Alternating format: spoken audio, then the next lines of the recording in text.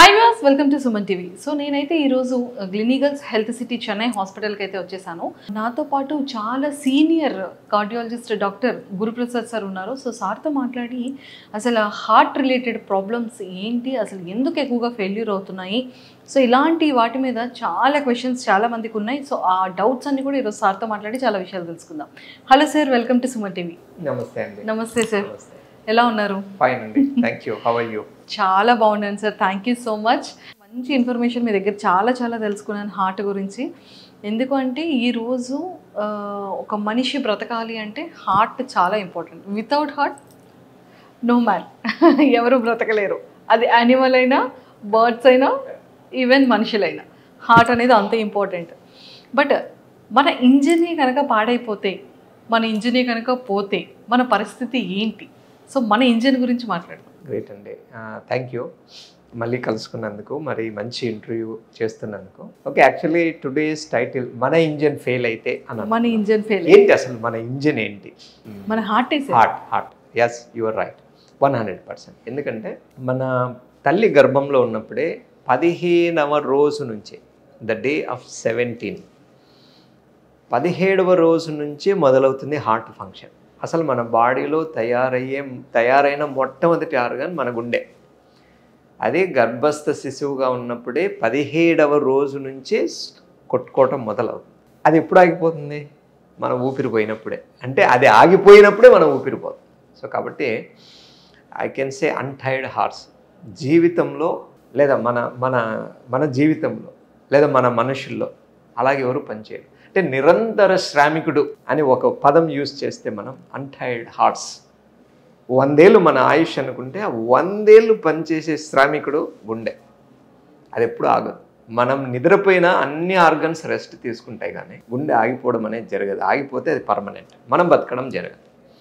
So కాబట్టి ఇటువంటి గుండె సెకండ్కి ఒకసారి అనుకున్న యావరేజ్ కొన్ని వందలు, వేలు, లక్షల బీట్లు, ఓకే, మిలియన్స్ ఆఫ్ టైమ్స్. అంటే అది కంటిన్యూస్గా పనిచేసే ఒక మెషిన్. ఏ మెషిన్ కూడా అది కనిపెట్టిన తర్వాత 100 ఏళ్ళు రన్ అవ్వదు కంటిన్యూస్గా. బెంజ్ కార్ అయినా, బోయింగ్ విమానం అయినా ఒక 24 అవర్స్ మ్యాక్సిమం, లేదా 48 అవర్స్. తర్వాత ఈవెన్ పెద్ద సూపర్ సోనిక్ ఫ్లైట్స్ కూడా ఇప్పుడు కొన్ని దినాలు పనిచేయగలవు కంటిన్యూస్గా. కానీ మన గుండె ఇప్పటివరకు ఇంకా అలాంటి మెషిన్ కనిపెట్టడం జరగలేదు. ఒక ఇంత చిన్న మన పిడికల్ సైజులో ఉన్న ఒక ఇంజన్ 100 ఏళ్ళు ఆపకుండా, వేరే పవర్ సప్లై లేకుండా, సెల్ఫ్ ఇన్ఫ్యూషన్ అంటే ఆటోమేటిసిటీ అంటాం దాన్ని. అంటే హార్ట్ తన పవర్ తనే సృష్టించుకొని, తన పవర్ తనే సప్లై చేసుకొని, తనే రాజు, తనే కూలి. It masters and its own. అందుకనే గుండె అంటే హార్ట్ అనే పదము హృదయ సంస్కృతం నుంచి వచ్చింది. హృదతి దదాతి నియతి ఇది హృదయతి. Okay, pure Sanskrit word heart అనేది. అంటే అది సప్లై చేస్తుంది, దదాతి. నియతి, అది తనను తనే కంట్రోల్ చేసుకుంటుంది అవసరాన్ని బట్టి. మనం ఎగ్జైట్ అవుతాం, పరిగెడతాం, ఫైట్ చేస్తాం, అది వేగంగా నీకు అవసరం ఎనర్జీ ఎక్కువని ఫాస్ట్గా కొట్టుకుంటుంది. లేదా తిన్నప్పుడు, రెస్ట్లో ఉన్నప్పుడు, నిద్రపోయినప్పుడు యు ఆర్ టేకింగ్ రెస్ట్, నాకు అంత శ్రమ అవసరం లేదు, నేను స్లోగా బీట్ అవుతాను. సో హృదయతి అంటే అది థింక్ చేస్తుంది, సెల్ఫ్ కంట్రోల్ ఉంది, పని చేస్తుంది. అంటే అదే రాజు, అదే మంత్రి, అదే సైనికుడు. సో నిరంతర శ్రామికుడు, సైనికుడు ఈ గుండె అని మనం చెప్పుకోవచ్చు. Excellent sir. సో సార్, ఇప్పుడు చాలా వరకు ఏంటంటే మనం వాట్సాప్లో చూసుకున్నా, డిజిటల్లో చూసుకున్నా, ఎక్కడైనా సరే ఇప్పుడు టెక్నాలజీ మారింది కదా. ఒక్క ఇంజెక్షన్ ఇస్తే చాలు మన హార్ట్లో ఎలాంటి ప్రాబ్లమ్స్ ఉన్నా, ఎంత స్మోక్ వల్ల, లేకపోతే ఇదంతా హార్ట్ చుట్టూ ఎలాంటి కొవ్వు చేరుకున్నా, లేకపోతే హార్ట్లో హోల్స్ ఉన్నా, ఏదున్నా కూడా జస్ట్ కొన్ని ఇంజెక్షన్స్తో మన హార్ట్ని క్లీన్ చేసేయచ్చు, మన హార్ట్కున్న ప్రాబ్లమ్ని క్యూర్ చేసేయచ్చు అని చెప్పి మనం వింటూ ఉంటున్నాం. అంటే నిజంగానే ఒక ఇంజెక్షన్ వల్ల నిజంగానే హార్ట్ని ఉన్న ప్రాబ్లమ్స్ అన్నీ చెక్ పెట్టేయచ్చా? అలా ఏం లేదండి. అంటే మనం కొన్ని అడ్వర్టైజ్మెంట్స్ చూస్తుంటాం. అంటే సపోజ్ ఒక ఫెయిర్ అండ్ లవ్లీ అడ్వర్టైజ్మెంటు, లేదంటే ఒక ఫెయిర్నెస్ క్రీము, లేదా ఏదైనా కానీ వీటిని యాడ్స్ అంటాం. సి యాడ్ అనేది ఒక సూపర్ మ్యాన్, ఏదో ఇది ఒక ఎనర్జీ డ్రింక్ తాగేసి అంతరిక్షానికి ఎగిరిపోవడం లాంటిది. అంటే అది చూసి అది నమ్మలేం కదా. సో ఇవి కొన్ని యాడ్స్ అంతే. అంటే చాలా వరకు మన వాట్సాప్ సోకాల్డ్ వాట్సాప్ యూనివర్సిటీలో చక్కర కొడుతున్న వార్తలు ఇవన్నీ. చాలామంది నాకు అడిగారు కూడా, సార్ ఇలా ఇది నిజమేనా, ప్లీజ్ కామెంట్ అని. అంటే ఒకటేమంటే ఏదో మ్యాజిక్ అనేది ఎప్పుడు జీవితంలో ఉండదండి. Biology so complicated, so interlinked. అంటే ప్రతిదీ నెట్వర్క్ కనెక్షన్. మనం దూరంగా ఉన్నా we're connected in the space. We have energies, we have vibrations, we have atomics. ఇప్పుడు మనం తీసుకునే ఆక్సిజన్ వదిలే కార్బన్ డైఆక్సైడ్ చాలా విధాలుగా రకరకాలుగా మారి ఇంకొకలో పోతుంది, ఇంకో వేరే జీవ. So it's is very intrinsic and extend, everything is related. So అంత ఈజీగా మనం మ్యాజిక్ ఇది వేసేస్తాం బాగైపోతుంది, ఇది చేసేస్తాం బాగా, అలా అంటే ఇంత కాంప్లెక్సిటీ ఉండదు లైఫ్లో. అందుకే పని ఒకటే అయినా రిజల్ట్స్ వేరే అవుతాయి. Because it is biology, it is not math. Only math is perfect, the rest is all probability. లైఫ్లో ఏదైనా ఇది వేసుకో, ఇది పూసుకో బాగైపోతుంది, ఇది చేస్తాం బాగైపోతుంది అంటే అప్పుడు డాక్టర్లు they're more than gods. Okay, ఏది మ్యాజిక్ ఒక స్టేట్మెంట్ ఎప్పుడూ ఉండదండి. దయచేసి మెడిసిన్లో ఒక్కటి గుర్తుపెట్టుకోండి, మేము దేవుళ్ళం కాదు. రెండవది, ఇక్కడ లెక్కలు ఉండవు. మూడవది, స్టేట్మెంట్స్ ఉండవు. There are no absolutes. ఇది చేస్తే ఇలా అయిపోతుందని 2 2s are 4 in only in math, which is an imaginary one. But when it comes to universe biology, it is all probability. So కాబట్టి ఒక ఇంజెక్షన్ ఇచ్చేసాం మాయమైపోతుంది, అది యాడ్ తప్ప సైన్స్ కాదు. మేబీ ఒక పాయింట్లో ఏంటంటే ఆ ఇంజెక్షన్ ఎప్పుడు హార్ట్ అటాక్ వచ్చినప్పుడు థ్రాంబోలైటిక్ అనే ఇంజెక్షన్ ఇస్తాం, తర్వాత హెపారిన్ అనే ఇంజెక్షన్ ఇస్తాం, బ్లాకులు కరగడానికే. అంతేగాని అంటే యాంజియోగ్రామ్, యాంజియోప్లాస్టీ, స్టెంట్ ఫెసిలిటీస్ లేనప్పుడు కొన్ని ఇంజెక్షన్స్ ఇస్తాం. అది మ్యాజిక్ ఇంజెక్షన్ అని కాదు, కానీ ఏ ఫెసిలిటీ లేనప్పుడు ఈ ఇంజెక్షన్ ఇస్తే బ్లాక్ అంటే థ్రాంబస్ అంటే హార్ట్లో నరంలో బ్లడ్ క్లాట్ ఫామ్ అయితేనే హార్ట్ అటాక్ వస్తుంది. ఆ క్లాట్ కరగడానికి ఇచ్చే మెడిసిన్ తప్ప ఇది ఇచ్చేసాం బాగైపోయింది నువ్వు మృత్యుంజయుడు అయిపోయావు, ఇదంతా స్టేట్మెంట్స్ కరెక్ట్ కాదు. అది ఇచ్చినా కూడా మళ్ళీ యాంజియోగ్రామ్ చేసి ఆ క్లాట్ కరిగిందా లేదా అనేది చూస్తాం. ఇంకొకటి చాలా సార్, ఒక 4 డ్రిప్పులు 4 సెలైన్లు ఎక్కిచ్చారు, మాది బాగైపోయింది, ఇంత ప్యాకేజ్ చెప్పారు, మనం కొన్ని యాడ్స్. ఒకటేమంటే కొన్ని అంటే సైంటిఫిక్గా కొన్ని థెరపీస్ అప్రూవ్డ్. ఇప్పుడు నేను చెప్పినట్లు థ్రాంబోలైటిక్ థెరపీ. ఇంకొకటి ఇదొకటే కాదు, అంటే మెషిన్ కొన్ని ఎక్స్టర్నల్ కౌంటర్ పల్సేషన్స్ అని ఉంటాయి. అంటే దాన్ని సింపుల్గా చెప్పాలంటే massage therapy for heart patient అని చెప్పొచ్చు. అంటే ఇది మనుషులు చేసే మసాజ్ లాంటిది కాదు, బాడీకి అంతా కఫ్స్ చేస్తారు, అంటే హ్యాండ్స్కి లెగ్స్కి అంతా. సో హార్ట్ సైకిల్ని బేస్ చేసుకొని ఇవి రిథమిక్గా మజిల్ని కంట్రాక్ట్ చేస్తాయి. అప్పుడు మజిల్లో ఉన్న బ్లడ్ హార్ట్కి చేరుతుంది, సప్లై పెరగటం వల్ల హార్ట్ స్ట్రెస్ తగ్గుతుంది. అంటే ఈ థెరపీ ఈఈసిపి అనేది సైంటిఫిక్గా approved therapy, enhanced external counter pulsation అంటారు. ఈ థెరపీ అంటే హార్ట్ ఫెయిల్యూర్ ఉన్న వాళ్ళకి, హార్ట్లో యాంజైనా అంటారు, అంటే ఎన్ని మందులు వాడినా నొప్పి నాకు తగ్గలేదు, స్టెంట్ వేసుకున్నాను, బైపాస్ చేసుకున్నాను, నాకు నొప్పి తగ్గట్లేదు, హార్ట్ ఫెయిల్ అవుతూ ఉంది, లేదా ఈ వేటికి పాసిబిలిటీ లేదన్నారు, నా హార్ట్ ఎంత పాడైపోయిందంటే ఈ మందులు తప్ప ఆపరేషన్కి పనికిరాను, స్టెంట్ వేయడానికి పనికిరాను, అప్పుడు ఏదో ఒకటి చేయండి నాకు అన్నప్పుడు ఈ సపోర్ట్ అంటే palliative therapies. Palliation therapy is not curative therapy. Okay, so ఈ థెరపీస్ని మనం ఒక పాలియేషన్ అంటే బాగా ఆకలిగా ఉన్నవానికి బిర్యానీ పెట్టలేం, ఒక గ్లాస్ మజ్జిగ ఇవ్వచ్చు, ఏదో వాడే ఆకలి తీరినంత తీరుతుంది. సో ఇవన్నీ పెరుగన్నంలో ఆవకాయ, ఏదో మజ్జిగ తీసుకోవడం లాంటి థెరపీస్, అంతేగాని they are not whole therapies. ఇప్పుడు హార్ట్ అటాక్ ఉన్న ప్రతి ఒక్కరికి ఇవి చేయలేము, చేయకూడదు, నాట్ అడ్వైజబుల్. ఇది మ్యాజిక్ థెరపీ, సంజీవని, బ్రహ్మాస్త్రం ఏమీ కాదు, లాజిక్ కదా. సో ఇచ్చేస్తే ఒక ఇంజెక్షన్ ఇచ్చేస్తే హార్ట్ నువ్వు సూపర్ మ్యాన్ అయిపోతావు అనేది ఇట్స్ నాట్ సైంటిఫికలీ కరెక్ట్. అట్లంటే మరి ఎందుకు అందరి పేషెంట్లు బాగా అవ్వట్లేదు అక్కడ పోయేసి? అలానే కాదు. There are certain patients who may require those palliative therapies. అంటే అందులో స్టెమ్ సెల్ థెరపీ కానీ, ఈఈసిపి ఎన్హాన్స్డ్ ఎక్స్టర్నల్ థెరపీస్ కానీ, మీరు అన్నట్టు ఏదో మ్యాజిక్ మెడిసిన్ కరిగిచ్చేస్తుంది అనేది what I'm referring to is only thrombolytic therapy. ఒకప్పుడు అంటే ఆ క్లాట్ కరిగేదానికి ఇచ్చే ఇంజెక్షన్స్ కొంతమందికి పనిచేస్తాయి ఎమర్జెన్సీలో, ఎస్పెషలీ ఇమ్మీడియట్గా స్టెంట్ చేసుకునే అవకాశం లేనప్పుడు. అవి చాలామంది ప్రాణాలను కాపాడాయి. But that is not a statement అదే ఇచ్చి తీరాలి, అది చేస్తే అంతా బాగైపోతుంది. అది ఇచ్చినా కూడా 100లో 50-60% మాత్రమే బాగయ్యే ఛాన్స్ ఉంది తప్ప nothing is absolute. Again I'm making the statement, nothing is absolute like 100% in medicine, not only in medicine, in biology. Life, జీవితం, క్రియేషన్, యూనివర్స్, సృష్టి ఎప్పుడు కూడా it is based on probability. Sir నిజంగానే మీరు చెప్పింది ఒక మాట అన్నట్టు, ఎవరికైనా సరే హార్ట్ కంప్లీట్గా ఫెయిల్యూర్ అయ్యేటప్పుడు ఇంకా ఓపెన్ సర్జరీ అవ్వదు, ఎలాంటి ట్రీట్మెంట్కి సెట్ అవ్వదు, హార్ట్ రిసీవ్ చేసుకోలేదు, మెడిసిన్ త్రూని మాత్రమే మనం చేయగలం అనేటప్పుడు ఆ మెడిసిన్ త్రూ ఎన్నాళ్ళు హార్ట్ బీట్ని మనం ఉంచవచ్చు? సపోజ్ వేరే ఆప్షన్స్ ఏమీ లేనప్పుడు ఎలా అంటే లైఫ్ స్పాన్, మనం సింపుల్గా లైఫ్ స్పాన్ ఎలా ఉండొచ్చు, లేదా ఏదైనా ఆప్షన్స్ ఉన్నాయా? ఇప్పుడు సపోజ్ ఫస్ట్ అంటే బాగా ఉన్న ఒక వెహికల్, నేను చెప్పినట్లా నేను ఎప్పుడు కోట్ చేస్తుంటాను, బెంజ్ కారు ఉన్నా, మారుతి కారు ఉన్నా, ఇంకొక కారు ఉన్నా, XYZ ఏది ఉన్నా, what matters is engine. Okay, engine power బాగా ఉన్నంత వరకు ఫెరారీ ఏదైనా డిఫెన్స్, మనకి వెహికల్ పవర్ అనేది ఇంజన్ పవర్. అదే మాదిరి మన బాడీ ఎబిలిటీ, అందుకనే కార్డియో వర్క్ అంటాం. అంటే ఒక అథ్లెట్ కానీ, ఫైటర్ కానీ, ఒక ఛాంపియన్ కానీ, it is his cardiovascular ability. అంటే ఆ ఇంజిన్ పవర్, అది అంటే బాడీ పవర్.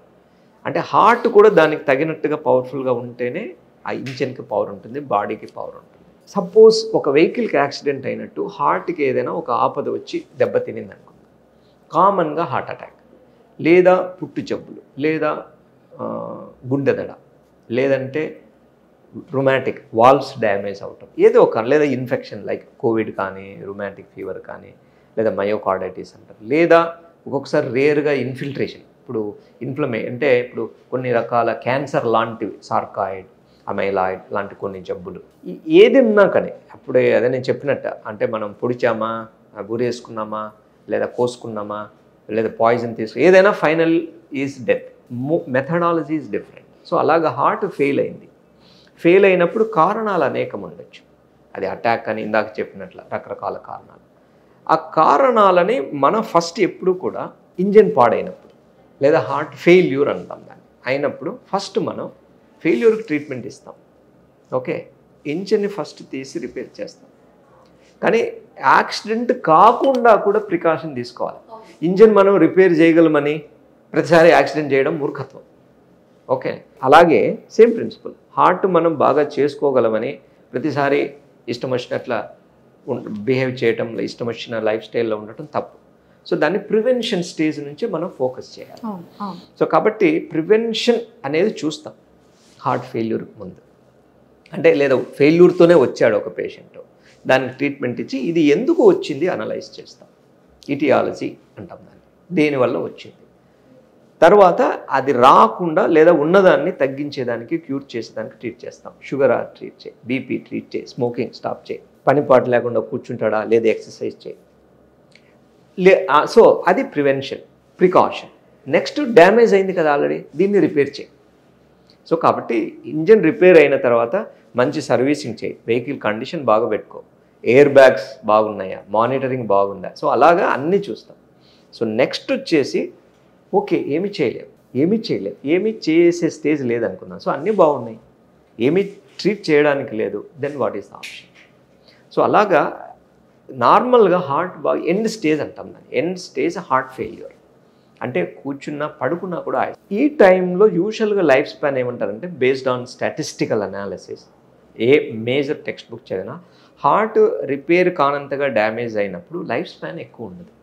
అంటే పడుకోనే స్టేజ్ కూడా సరిగా లేనప్పుడు, పడుకున్నా కూడా ఆయాసం వచ్చినప్పుడు, శాచురేషన్ నార్మల్గా 90 కంటే తక్కువ ఉంటుంది రెస్టింగ్లోనే, మన కోవిడ్ సిచ్యువేషన్ లాగా. సో ఇటువంటి ఎండ్ స్టేజ్ హార్ట్ ఫెయిల్యూర్ ఉన్నప్పుడు వేరే ఆప్షన్స్ లేవు, లేదా అన్నీ చేసాము అయినా కూడా ఇలాగే ఉందన్నప్పుడు life span hardly few months to year.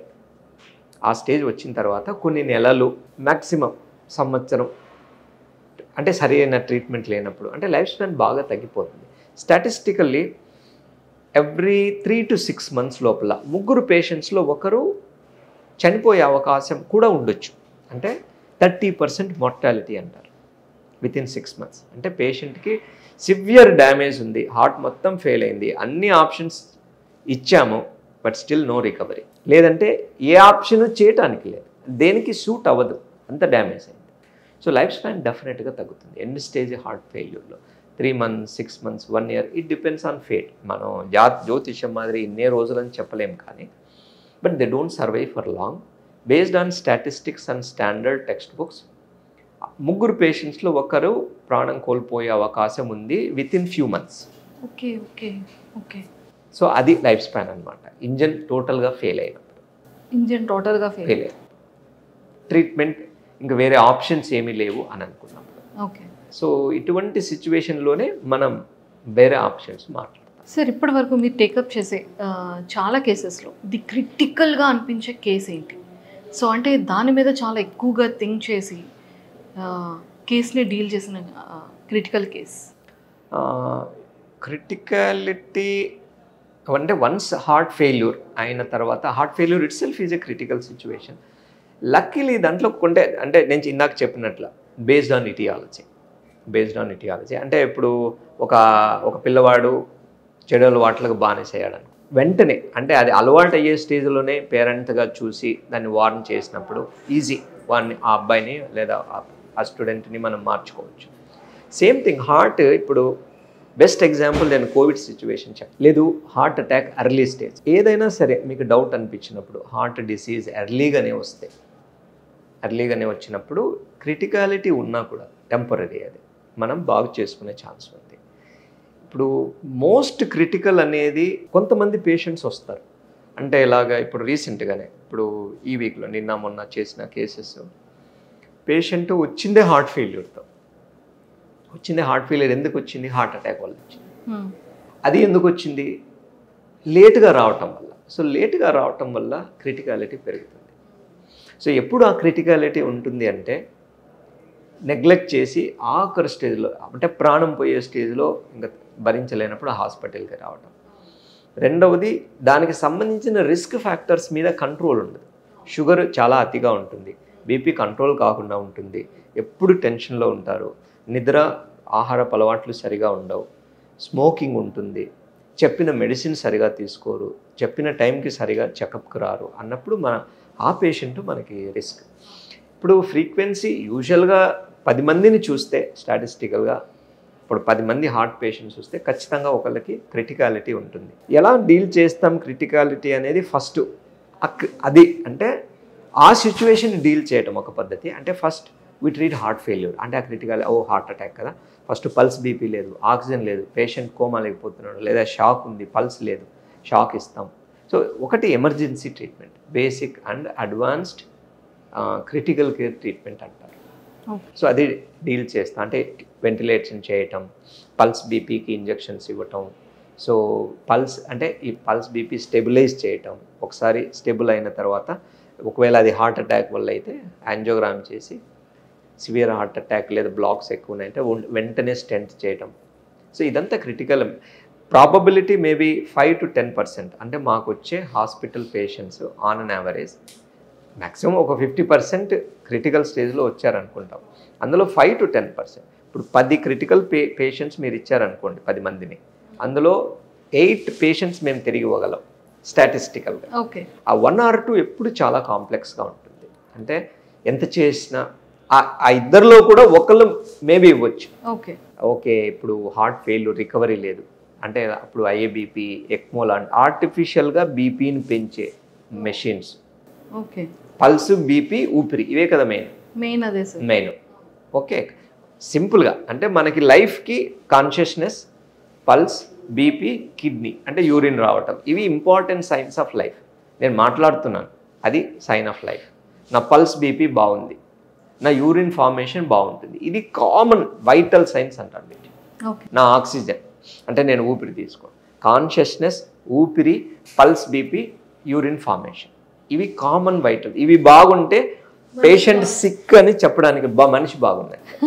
So patient కాన్షియస్లో లేడు, కోమాలోకి వెళ్ళిపోతున్నాడు, ఎందుకంటే పల్స్ బీపీ లేదు, ఆక్సిజన్ సాచురేషన్ లేదు. సో వెంటనే ఇంటుబేట్ చేస్తాం. పల్స్ బీపీ రేంజ్ అంటే ఊపిరి ఇవ్వడానికి మెషిన్ ఉంది, పల్స్ బీపీ పెంచడానికి మెషిన్స్ వాడతాం. అంటే ఐఏబీపీ నుంచి ఎక్మో వరకు, లేదా సెంట్రిమాక్స్ చాలా ఉన్నాయి, ఆర్టిఫిషియల్ హార్ట్, ఇంపెల్లా లాంటివన్నీ కూడా. నెక్స్ట్ పల్స్ రావడానికి పేస్ మేకర్ పెడతాం. యూరిన్ రావడానికి ఒకవేళ రాలేదనుకోండి, యూరిన్ ప్రెషర్ బీపీ బాగుంటే యూరిన్ ఆటోమేటిక్గా వస్తుంది. సపోజ్ కిడ్నీ కూడా ఆ సిచ్యువేషన్లో ఫెయిల్ అయితే డయాలసిస్ చేస్తాం. సో ఈ బేసిక్ పారామీటర్, ఈ బేసిక్ ట్రీట్మెంట్ అనేది క్రిటికాలిటీ. తర్వాత ఎందుకు ఇది వచ్చిందని దాన్ని ట్రీట్ చేసామనుకోండి, హార్ట్ అటాకా, కోవిడ్ ఇన్ఫెక్షనా, లేదా యాక్సిడెంటా, లేదంటే వేరే సెప్టికా, లేదంటే ఏమైనా వేరే జబ్బు వల్ల ఈ హార్ట్ కూడా అఫెక్ట్ అయిందా, అది ట్రీట్ చేస్తాం అనమాట. సో ఈ క్రిటికాలిటీలో కూడా అంటే 8 అయిపోయిందా కామన్గా ట్రీట్మెంట్లో, ఆ 2 క్రిటికాలిటీలో ఒకటి వచ్చేస్తుంది. ఓకే, ఆ ఒక్కటి రాదు. సో మీరు ఎక్కడ వరల్డ్స్ బెస్ట్ సెంటర్కి వెళ్ళండి, అక్కడ అందరూ అడ్మిట్ అయిన వాళ్ళల్లో 99 బాగా వెళ్ళొచ్చు, కానీ డెత్ లేని హాస్పిటల్ ఉండదు. ఎందుకంటే క్రిటికాలిటీని బేస్ చేసుకొని. సో ఆ 1% ఉంటారు కదా, ఆ 1%ని మనం, that is probably nature's trade అనుకోవచ్చు. నేను చెప్పాను కదా, టీచర్ ఒకలాగే పాఠం చెప్పినా ఒకడికే ఫస్ట్ ర్యాంక్ వస్తుంది. Of course. ఓకే, సో అలాగే దాన్ని మనం నెగటివ్ వేలో తీసుకుంటే 99 సేఫ్గా ఉండొచ్చు. అన్నీ నేను అన్నీ ఇచ్చాను, ఆ 10 మంది క్రిటికల్ పేషెంట్స్లో 9 ఇచ్చేయచ్చు, కానీ ఆ ఒకటి డెస్టినీ. అది మన doctor, maybe we're not gods again.